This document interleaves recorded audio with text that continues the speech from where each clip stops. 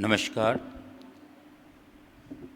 मंच पर आसीन हम सब के लिए बहुत श्रद्धेय पद्मश्री से सम्मानित आदरणीय विद्या बिंदु मैम, परम आदरणीय कल्पना मैम, बहुत अच्छा संचालन कर इस सत्र को आगे बढ़ा रही ज्योति जी, और इस कार्यक्रम से हम सबको जोड़ने के लिए इनका बहुत आभार प्रकट करना है।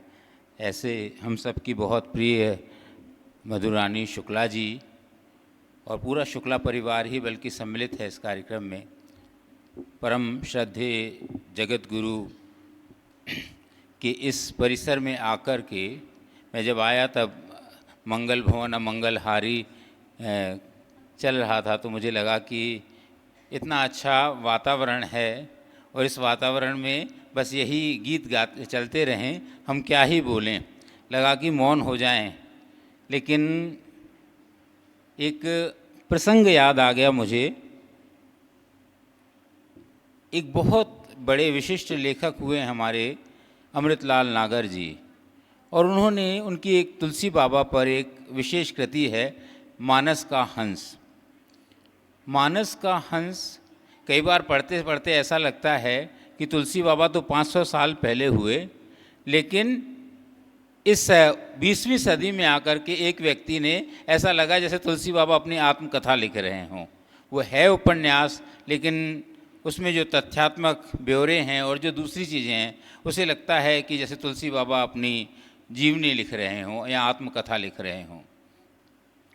उसे पढ़ते समय एक प्रसंग आता है कि जब तुलसी बाबा जब बहुत वृद्ध हो चुके हैं, तब वे चित्रकूट में प्रवेश कर रहे हैं, और चित्रकूट में प्रवेश करते समय उन्होंने, नागर जी ने बहुत अच्छी बात लिखी। उन्होंने लिखा कि तुलसी बाबा बहुत बूढ़े हो चुके हैं, लेकिन लग ऐसा रहा है चित्रकूट में प्रवेश करते ही जैसे जीर्ण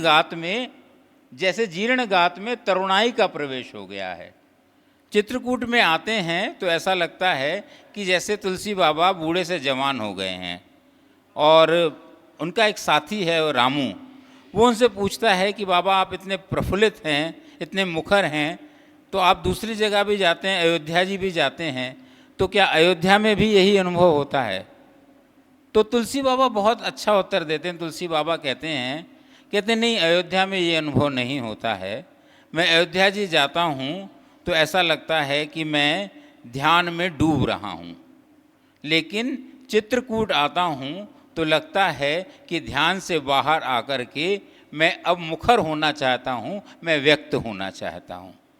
तो मुझे मानस का अंतिम हिस्सा याद आया, रामचरितमानस का, जहाँ तुलसी बाबा कहते हैं सुमरिए रामई गाइए रामई संतत सुने राम गुण रामई। 3 निर्देश दे देते हैं या 3 अनुशासन दे देते हैं कि राम को गाना है, राम का स्मरण करना है और राम के गुण सुनना है। और संयोग से तुलसी बाबा के जीवन में भी 3 केंद्र हैं, एक अयोध्या जी, एक चित्रकूट और एक काशी। मुझे लगा कि तीनों के लिए उन्होंने स्थान भी नियत कर दिए कि अगर आपको सुनना है तो काशी जाइएगा या अपने मानस को काशी ले जाइएगा, और अगर आपको राम का स्मरण करना है तो अयोध्या चले जाइएगा या अपने मानस को अयोध्या से जोड़ लीजिएगा। लेकिन अगर राम को गाना है तो आपको चित्रकूट आना पड़ेगा, क्योंकि जिसे भी राम को गाना है उसे चित्रकूट आना पड़ता है। तो चित्रकूट वो स्थान है। तुलसी बाबा ने कहा राम कथा चित्रकूट चित्त चारू, ये चित्त चारू है। पहले मैं दोनों को अलग अलग पढ़ा करता था, चित्रकूट चित्त ये अलग अलग है और चारू अलग अलग है। बाद में मुझे समझ में आया नहीं, ये चित्त चारू बिल्कुल एक ही शब्द के 2 हिस्से हैं, क्योंकि जो हमारे दर्शन की परंपरा है उसमें जो चित्त का वर्णन है हम अलग अलग स्तर पर देख सकते हैं। जब चित्त का वर्णन करते हैं, आज मुझे बात हुई थी मधु जी से, तो उन्होंने कहा किस विषय पे बोलना है, मैंने कहा आप बताइए। तो मैंने कहा चित्रकूट आ रहे हैं तो चित्त पर ही बोलें, क्योंकि इससे बेहतर और क्या होगा कि चित्रकूट आएँ और चित्त पर न बोलें, क्योंकि चित्त पर बात बहुत कम होती है। हमारी जो परंपरा है उसमें जो उपनिषद की परंपरा है, उसमें चित्त एक अलग ढंग से सामने आता है। गीता जी में, श्रीमद् भगवत गीता में चित्त की अपनी उपस्थिति है, लेकिन तुलसी के लिए चित्त जो है वो एक बिल्कुल अलग अलग तरीके से व्यक्त होता है। और मैं बहुत बार आश्चर्यचकित होता हूँ कि कैसे तुलसी बाबा ने चित्त को इतना अलग ढंग से, कि शास्त्र के पूरे शास्त्र का, पूरे दर्शन का निचोड़ निकाल करके और चित्त को इतनी सुंदरता के साथ स्थापित कर दिया। वैसे तो चित्रकूट की बात चल रही है तो वो चार घाट भी याद आते हैं। तुलसी बाबा राम कथा कहने से पहले याज्ञवल्क्य जी भारद्वाज को सुनाए, उससे पहले सरोवर के चारों घाट स्थापित कर देते हैं। कहते हैं कि याज्ञवल्क्य जी भारद्वाज जी को प्रयागराज में सुना रहे हैं, शंकर जी माँ पार्वती को कैलाश पर सुना रहे हैं, और काकभुसुंडी जी गरुण जी को भुसुंडी ताल पे सुना रहे हैं, और तुलसी अपने मन को सुना रहे हैं। लेकिन तुलसी ने अपने स्थान का वर्णन नहीं किया कि मैं अपने मानस को राम कथा सुना कहाँ रहा हूँ, ये चौथा घाट है कौन सा। तो मुझे जितना समझ में आया कि जहाँ तुलसी बैठ कर के अपने चित्त को, अपने मानस को, अपने मन को, पूरी अंतःकरण चतुष्टयी को राम कथा सुनाएं, वो चित्रकूट के अलावा और कोई दूसरा घाट हो नहीं सकता। तो जहाँ तुलसी अपने मानस को राम कथा सुनाते हैं वो चित्रकूट है। और वो कहते हैं चित्रकूट चित्त चारू है। हमारे दर्शन की परंपरा में जो बाकी सारे जो हमारे 6 प्रमुख दर्शन हैं, उसमें न्याय में, वैशेषिक में, वेदांत में चित्त अलग अलग तरह से आता है, लेकिन सांख्य में महत के नाम से आता है। और महत के नाम से आता है, लेकिन स्पष्ट नहीं होता कि अंतःकरण चतुष्टयी में ये जो चित्त है ये मन का ही विस्तार है या बुद्धि का विस्तार है या बिल्कुल भिन्न है। जबकि हमारा शास्त्र कहता है कि अंतःकरण चतुष्टयी के 4 हिस्से हैं। योग में फिर आकर के जो हमारा योग दर्शन है, वहाँ ये जाकर के चित्त अलग रूप में स्थापित होता है। और तुलसी बाबा उस योग की परंपरा को पकड़ते हैं और कहते हैं कि अंतःकरण के जो 4 हिस्से हैं, इसमें चित्त बिल्कुल भिन्न है। ये मन, बुद्धि और अहंकार से भिन्न इसका अपना अस्तित्व है। और आप लंका कांड में जाएंगे तो वहाँ तुलसी बाबा ने स्पष्ट कर दिया, अहंकार शिव बुद्धि अज मन शशि चित्त महान, मनुजबात सचराचर रूप स्वामी भगवान। चारों के लिए अलग अलग निर्धारित कर दिया। अहंकार शिव, बुद्धि अज है, मन शशि है और चित्त महान है। चित्त को विष्णु कहा। तो उन्होंने कहा कि ये चारों अलग अलग हैं, एक नहीं है, अलग अलग हैं। जबकि कई बार दर्शन में आपको लगने लगता है जैसे चित्त मन का विस्तार है, या कई बार ऐसे लगता है कि बुद्धि का विस्तार है, लेकिन तुलसी उसे अलग रूप में स्थापित करते हैं और लगभग योग की परंपरा पर या जो योग का जो अनुशासन है वहाँ तक ले जाते हैं। अद्भुत बात यह है कि वो कहते हैं कि ये जो चित्रकूट है ये चित्त चारू है।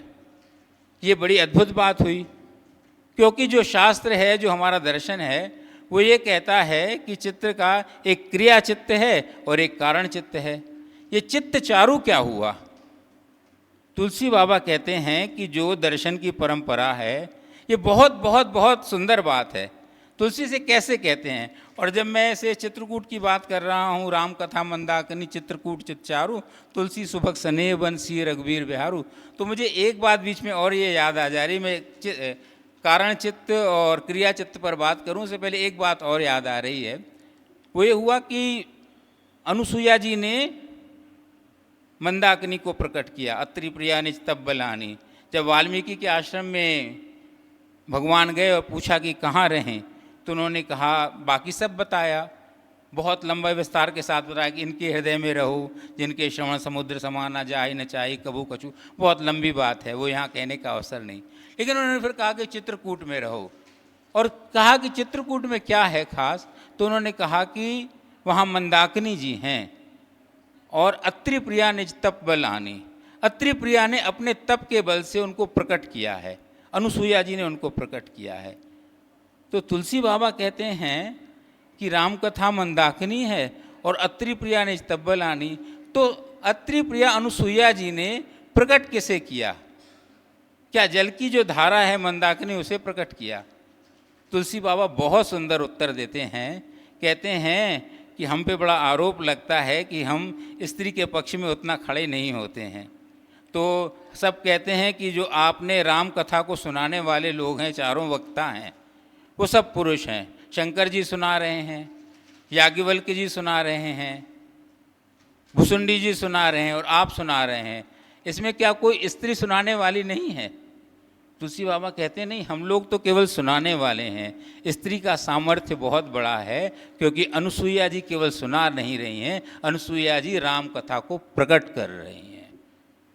तो राम कथा मंदाकिनी, और राम कथा मंदाकिनी है, और अत्रि प्रिया निज तप बल आनी। अत्रि प्रिया उसे अपने तप के बल से लेकर के आई हैं। जैसे कौशल्या ने राम को प्रकट किया अयोध्या जी में, ऐसे अनुसुईया जी ने चित्रकूट में राम कथा को प्रकट किया। तो तुलसी कहते हैं कि ये चित्रकूट चित्त चारु है, और जो शास्त्र कहता है वो कहता है कि ये एक क्रिया चित्त है और कारण चित्त है। क्रिया चित्त जो है हमारे न जाने कितने आरंभ से ये अपनी स्मृतियों से बंधा हुआ है। ये संकुचित होता रहता है, विस्तृत होता रहता है, लेकिन ये बंधा हुआ है, बंधन में है। और इसे बंधन से मुक्त किया जाए तो ये कारण चित्त बन जाएगा, और कारण चित्त बनते ही जीवात्मा को मोक्ष मिल जाएगा। तुलसी बाबा कहते हैं ये तो बड़ी गड़बड़ बात हो जाएगी, हमें तो मोक्ष चाहिए ही नहीं, हम तो सगुण के उपासक हैं, सगुणोपासक मोक्ष न ले ही, हम कहाँ मोक्ष लेंगे। तो हमने अगर क्रिया चित्त को चित्रकूट बना दिया तो ये तो कारण चित्त बन जाएगा, मोक्ष हो जाएगा, फिर तो यहाँ आना ही नहीं है। यहाँ आना ही नहीं है तो राम कहाँ मिलेंगे और राम कथा कहाँ मिलेगी। तुलसी बाबा एक नई स्थापना करते हैं, और तुलसी बाबा कहते हैं क्रिया चित्त और कारण चित्त के मध्य मैं चित्त चारु रख रहा हूँ। ये चित्त चारु चित्रकूट है।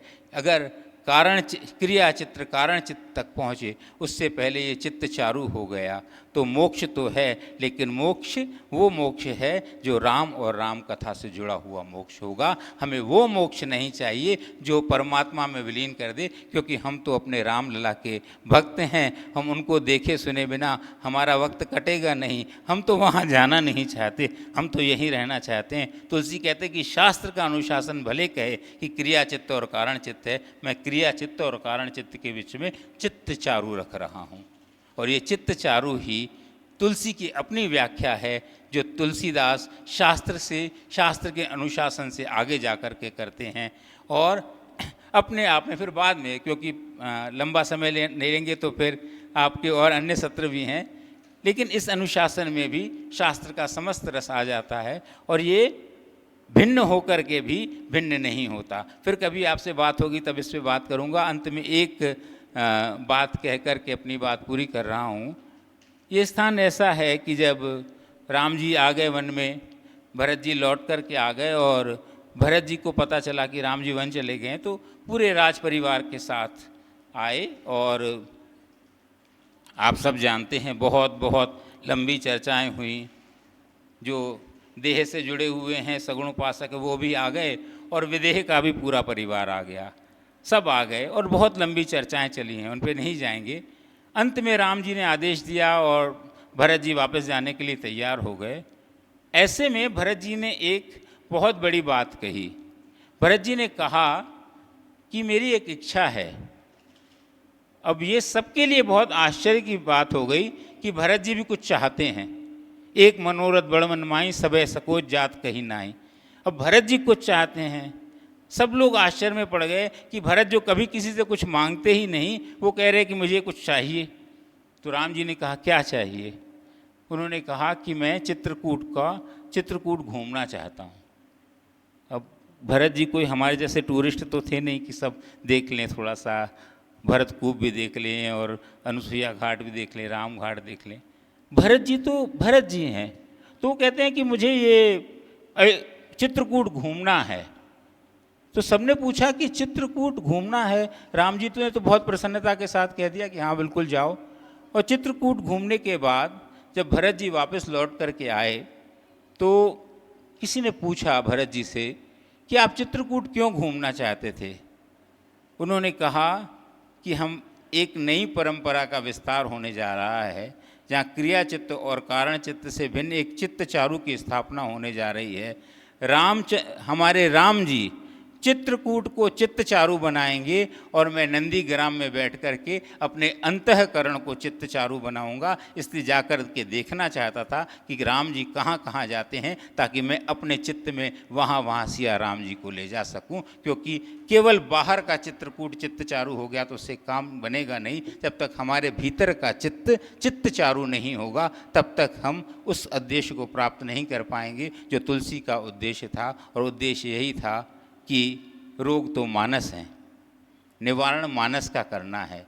बाहर की चीज़ें तो विज्ञान हल कर देगा, लेकिन भीतर का जो होगा अंतःकरण, उसके लिए हमें राम चाहिए होंगे, राम कथा चाहिए होगी। उसके लिए हमें चित्रकूट की आवश्यकता होगी और उस चित्रकूट की आवश्यकता होगी जो चित्त को चारू कर देता है। बहुत बहुत धन्यवाद।